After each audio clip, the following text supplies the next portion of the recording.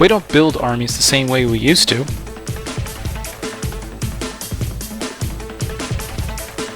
And we certainly don't play the game the way we used to. So let me ask you, why are you still building terrain the same old way? Find out a new way to build terrain today on Tactical Terrain.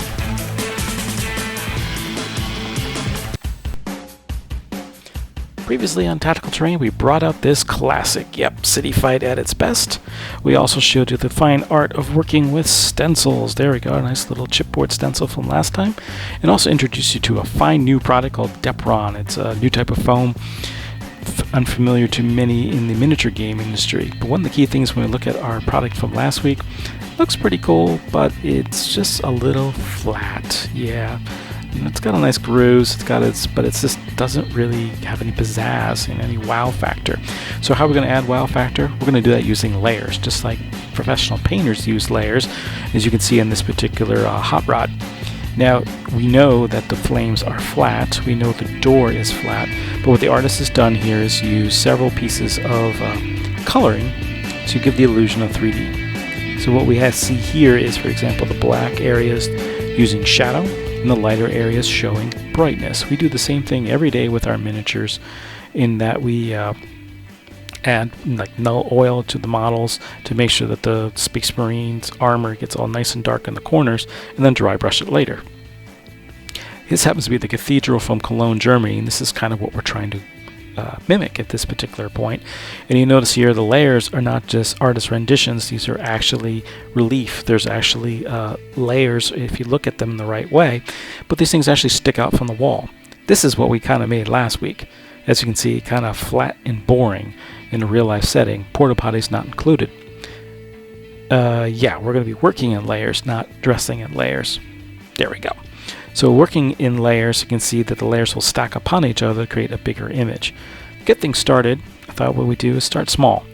And bring out like a Space Hulk door, so if you're going to make your own Space Hulk. So we got a nice piece of foam, and it's kind of boring. So how about we do a little cutting, and we got a hexagon frame of a door. It's a little better, so we get the idea that it is a door, and you walk through it, but it leaves a little bit to the lacking imagination-wise.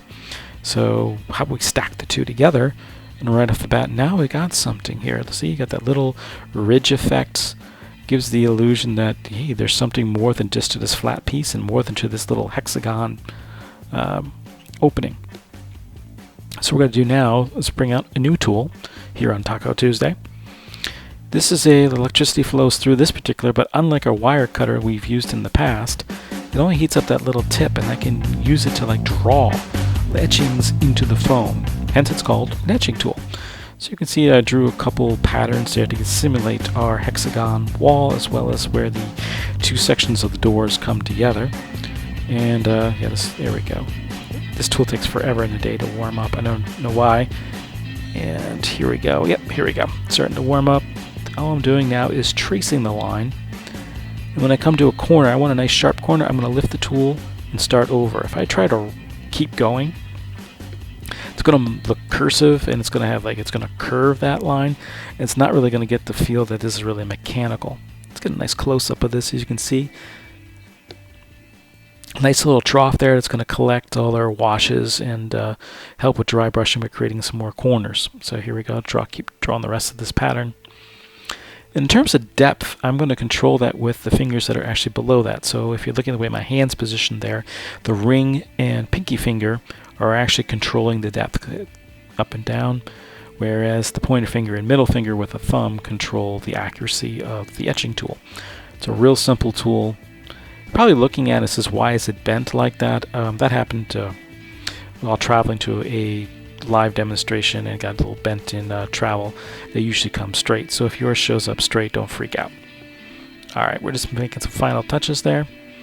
Let me put this away so I don't burn somebody. Nice safe place. And get it closer to the camera so you can get a good look. Look at that. So you can kind of see where we've etched out the hexagon as well as where the door pattern comes back in. And don't worry about those guidelines, the paint will cover that up. Here's our original hexagon opening. And now we get the sense of illusion that we have a closed Space Hulk door. Pretty simple stuff. So 3 layers there right off the bat. The hexagon frame, the door, and where we etched in. How about if we just cut that edge out? Just take a knife. There we go. One half the door. Two halves. Hey, they close together. Now, the third layer being the back layer, the second layer being the two open doors, and then we got this hexagon frame. Who knows what Gene Stealer's lingering behind there, but it's a nice way of creating some frames. Want more? Okay, let's take our original etching. Now we got our open doors, and then we put our hexagon frame. Now we're rocking. Look at that. Pretty cool stuff. And we can just cut off that excess if we think the door, and just reposition the door to make sure that to get the best effect. So we got the idea that the first layer of doors are open, but there's another closed door still behind it. Pretty cool stuff. So here's one of GW's City Fight pieces that's pre-made. When I'm looking at something to replicate something like this, you can see the eagle is just screaming to be etched out, whereas the arches on each side of it could be a separate layer. You can either use a small bit from the Dark Angels sprue, or you can actually try and carve it yourself. I would do the first, just to make things simpler, and you're ready to go, and you can start making your own, especially those arches, those little triangles at the top. That'd be a separate layer. So let's bring back our old favorite. Remember these little columns here, and they were separate pieces? Yeah, I'm not going to do that, because one of the problems with doing that is you got to sit there with like a bubble level and make sure that they don't shift on you, especially during the drying process. The problem is, hey, wait a minute, your stencil's flat. How are you going to do that? Well, by doing an all-encompassing stencil like this, I don't have to worry about my columns being not straight. Don't believe me? Hey, put it right on top, and I can already do some approximations before I cut any foam. You can also start seeing the layers already starting to develop just with these micro-thin cardboard. Ready?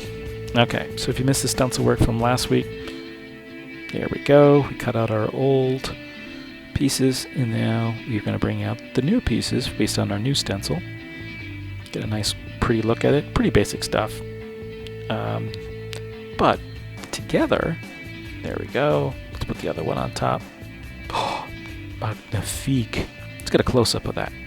See, now you got these edges, you got the depth. So when we start dry brushing those corners and getting the washes into those edges, this thing's really going to pop. And the best part is, see that little groove that we cut out from last time?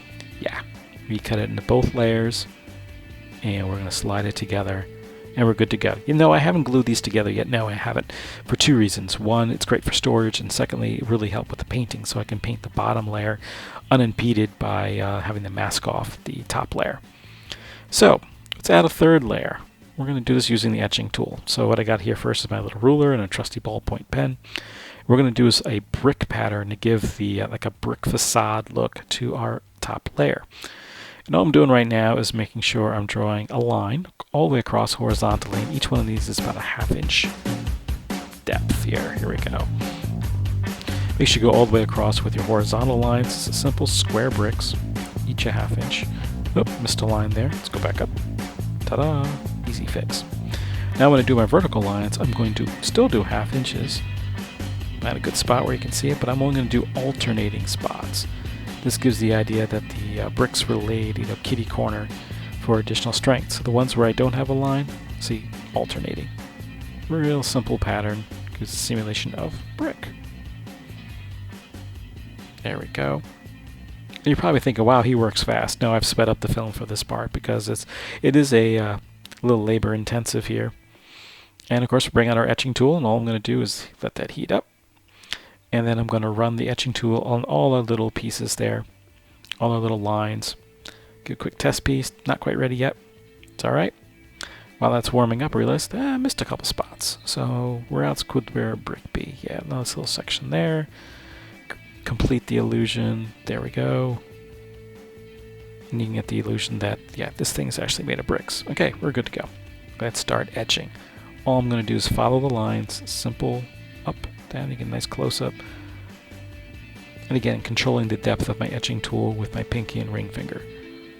And zipping through each of these lines. Real simple pattern. In a future episode, we'll go over painting, but we've got all kinds of options. So the mortar, which is the little lines that we're etching now, can vary. A lot of people use black and then just do a dry brush with gray. But if you look at like a lot of architecture at the time, you can do dark brown with a lighter tan.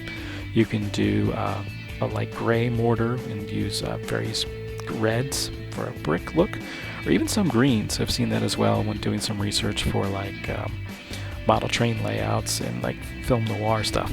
All right, getting to the edge. We're done.